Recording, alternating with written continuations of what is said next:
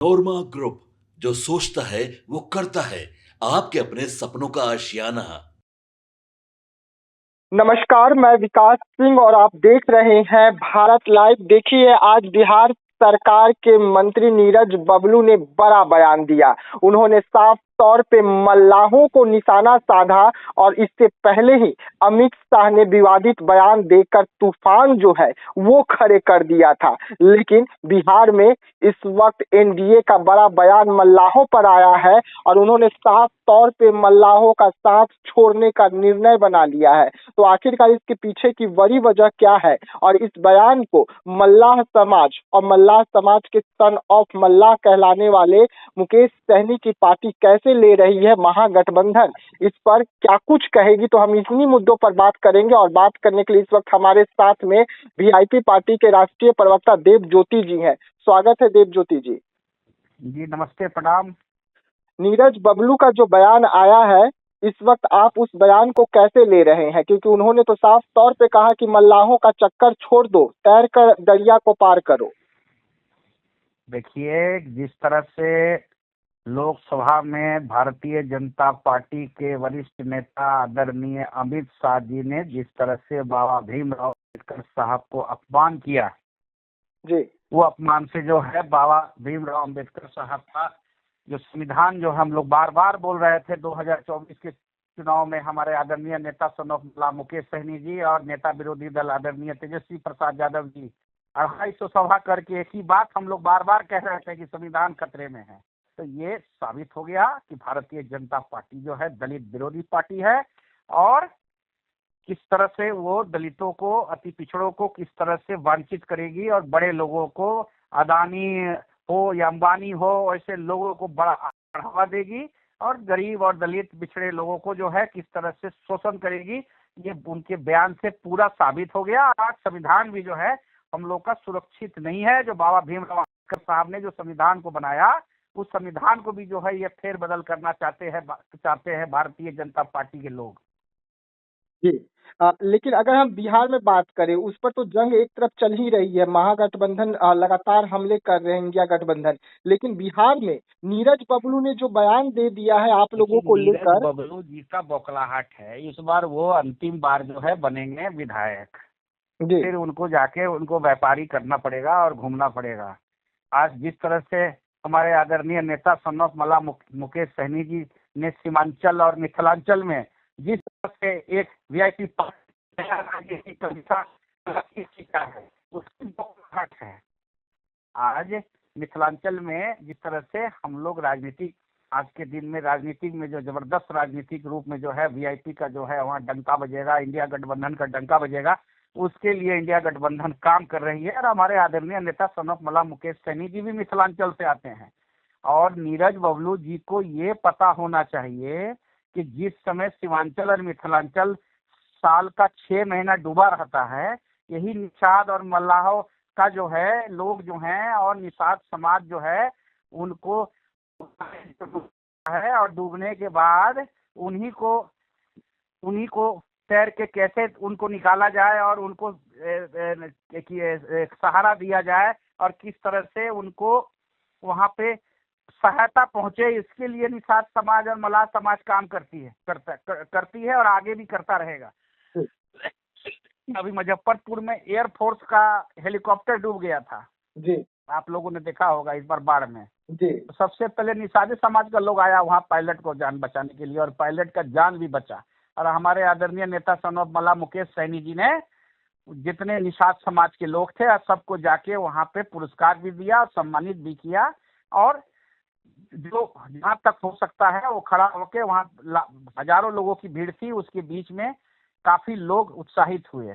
जब हम लोग एयरफोर्स का हेलीकॉप्टर को बचा देते हैं तो नीरज बबलू जी का तो ये बौखलाहट है। नीरज बबलू जी अंतिम बार इस बार विधायकी करेंगे।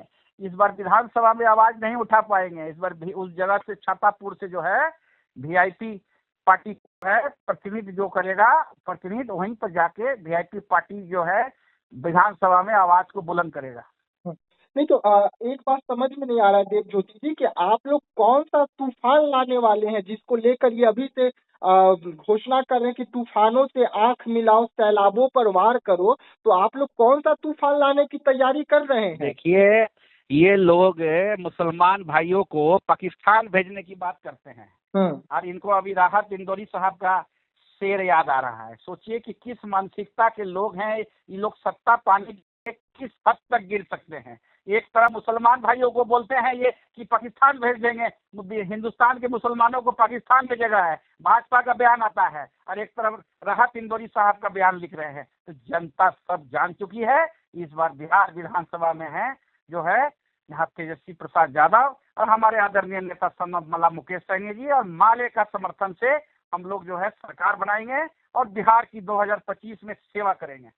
जी, लेकिन देवज्योति जी, एक बात आप कंफर्म कीजिए, क्या एनडीए, बिहार एनडीए जो है, आपकी तैयारी से, जो मुकेश सहनी इस वक्त तैयारी कर रहे हैं खास करके बिहार को लेकर, जिस तरीके से रणनीति अपना रहे हैं, इस रणनीति और इस तैयारी को देखकर एनडीए डरी हुई है? ये इस तरह का बयान देना तो डरने ही के समान है ना जी। इस तरह का जो बयान आदमी दे रहा है तो डरने ही के समान में ना है। हम लोग जान रहे हैं ना मिथिलांचल और सीमांचल में क्या स्थिति है आज के दिन में। भारतीय जनता पार्टी किस तरह से मिथिलांचल के लोगों को ठगा, सीमांचल के लोगों को ठगा।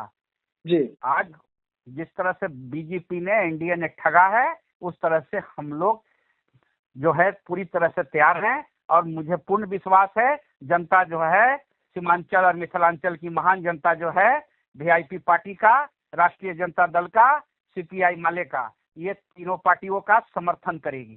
जी, आखिरी सवाल रहेगा आपसे, जो इस वक्त एनडीए में मल्लाह समाज के जो नेता हैं, अब उन्हें आप क्या मतलब कहना चाहेंगे? क्योंकि बीजेपी ने तो साफ तौर पे कह दिया कि मल्लाहों का चक्कर छोड़ देना है, तैर के नदियां अब हमको पार कर लेनी है, तो उन नेताओं को आपके ओर से क्या संदेश जाएगा? देखिए, सीधा बात है, लीडर और लोडर में फर्क होता है। हमारे आदरणीय नेता सन ऑफ मला मुकेश सहनी जी निषाद समाज के आज के दिन में पूरे देश की आवाज हैं और एक लीडर हैं वो जी। और लोडर आपको बहुत मिल जाएगा, लोड करने वाला। जी। जो लोडर है उसका पार्टी में कोई जगह नहीं होता है, समाज में कोई जगह नहीं होता है, क्योंकि दूसरे का लोडर जब अपना पार्टी है वीआईपी, उसको छोड़ के दूसरे के पार्टी में लोड कर रहे हैं। और लोकसभा में आपको ताकत दिया है, निषाद आरक्षण की बात जो है आप कहने से डरते हैं कि निषाद आरक्षण की बात जैसे करेगा कोई। जितने भी लोग वहां गए हैं भारतीय जनता पार्टी में, वो हमारे ही पार्टी में न कोषाध्यक्ष थे, हमारे ही पार्टी में न प्रदेश सचिव थे। आज बिहार सरकार के जो मंत्री हैं हरी सहनी जी, वो हमारे ही पार्टी वीआईपी पार्टी में न थे। और आज राजभूषण चौधरी जी डॉक्टर साहब जो हैं, जो मुजफ्फरपुर के सांसद हैं, वो हमारे पार्टी के नहीं कोषाध्यक्ष थे। तो आज उनको मैं अनुरोध करूंगा, रिक्वेस्ट करूंगा कि आपको ताकत दिया है लोकसभा में, पार्लियामेंट में जाके बोलना बहुत बड़ी बात है। आपको अनुरोध करूंगा कि आप निषाद आरक्षण की आवाज को लोकसभा में जाके अपना उसको एजेंडा में लाएं और लोकसभा में निषाद आरक्षण के बारे में भारतीय जनता पार्टी को बोलें। जी जी, बहुत बहुत धन्यवाद देवज्योति जी पूरी जानकारी देने के लिए इस मामले पर।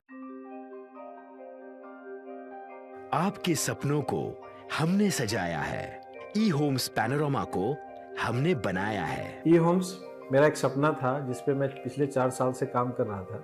हमने जो बनाया है वो सबने है माना। ई होम्स पैनोरामा में हो आपका भी आशियाना। और फाइनली हमने 2021 में इस प्रोजेक्ट को लॉन्च किया। बहुत लोग अप्रिशिएट कर रहे हैं कि पूर्णिया जैसे शहर में, बिहार के, एक तो बिहार की बात करें उसमें भी पूर्णिया जैसे छोटे जगह में इस तरह का लाइफस्टाइल देना, ये सुन के हम लोगों को बहुत अच्छा लगता है। ई होम्स में हमने कुछ और भी किया है, जैसे हम जिस जगह में रह रहे हैं हमारी फैमिली सिक्योर हो, उनको सिक्योरिटी का ध्यान में रखा है। आपकी सुविधा और सुरक्षा आपके लिए खास है, ये आपका विश्वास है। इसमें आर्टिफिशियल इंटेलिजेंस का 7 लेयर सिक्योरिटी का हमने इस्तेमाल किया है। लस ग्रीन कैंपस को बनाया है। यदि हमारा बाउंड्री वाल है तो वो वर्टिकल गार्डन है।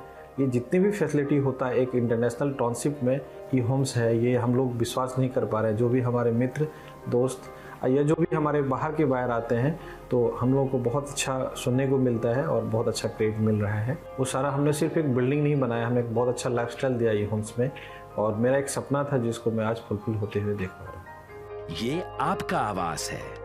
ई होम्स पैनोरामा में अब आपका निवास है। E homes Panorama, luxurious lifestyle redefined. Panorama group, जो सोचता है वो करता है।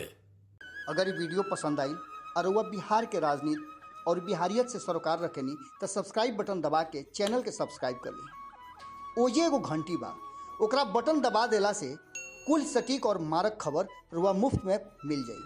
अगर रुआ पत्रकारिता के हमनी के नया प्रयोग में सहयोग कर चाहतानी तो ज्वाइन बटन दबा दी। Paytm number